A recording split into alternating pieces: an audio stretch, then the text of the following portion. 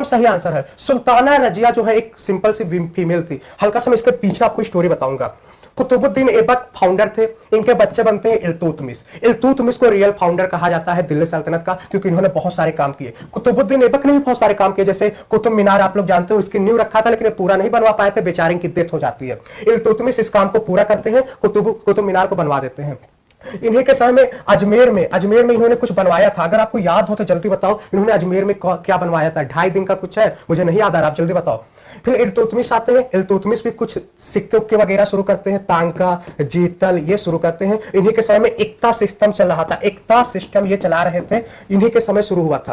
तो आपको इसका आंसर देना तो रजिया सुल्तान हो जाएंगे। फिर क्या होता है, इल्तुतमिश के कोई बच्चे लायबल बच्चे नहीं होते हैं, लायबल बच्चे नहीं होते तो क्या होता है, रजिया सुल्तान ये फीमेल होती है तो मजबूरी में इन्हीं को बनना होता है। फिर इनके साथ कॉन्स्पिरेसी होता है, लोग कहते हैं एक फीमेल कैसे राजा बन सकती है, तो युद्ध से वापस आ रही होती है तो इनके कुछ प्रेमी वगैरह कुछ स्टोरी है तो बेचारी इनको मार दिया जाता है।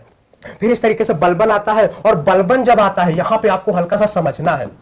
बलबन के पहले चहलगामी सिस्टम चलता था, चहलगामी सिस्टम आपको बता दो क्या होता है।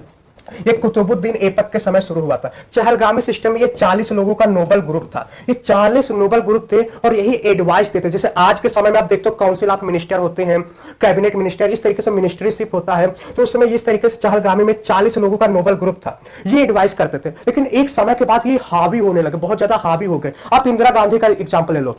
इंदिरा गांधी के समय शुरू में सिंडिकेट उनको ऊपर हावी हो रहा था, उनको डिसीजन लेने के लिए मजबूर कर दे रहा था, उनको डिसीजन लेने में उनको दिक्कत होता था। तो सेम ऐसे ही चहलगामी सिस्टम था, और चहलगामी जैसे बलबन आया, बलबन आते ही चहलगामी सिस्टम का खात्मा कर दिया और ये खुद बहुत अच्छे से एडमिनिस्ट्रेशन करने लगा। तो इसका सही आंसर हो जाएगा रजिया सुल्तान। चलो क्वेश्चन नंबर 14, क्वेश्चन नंबर सभी लोग दिल्ली सल्तनत के बारे में हल्का सा मैं आपको स्पीड में बताऊंगा, ध्यान से सुनना सभी लोग। सबसे पहले सिलेव डायनेस्टी, कुतुबुद्दीन ऐबक, इल्तुतमिश, फिर इसके बाद रजिया सुल्तान, फिर इसके बाद आते हैं बलबन, फिर इसके बाद हम आते हैं खिलजी डायनेस्टी। तो सबसे पहले जलालुद्दीन खिलजी, अलाउद्दीन खिलजी। इसके बाद आता है तुगलक डायनेस्टी, तो गयासुद्दीन तुगलक, मोहम्मद बिन तुगलक, फिरोज शाह तुगलक। इसके बाद आता है सैयद डायनेस्टी, तो खिजर खान। इसके बाद आता है लोधी डायनेस्टी, तो कौन, बहलोल लोधी, इब्राहिम लोधी, सिकंदर लोधी। तो बस सिंपल सा है, आपको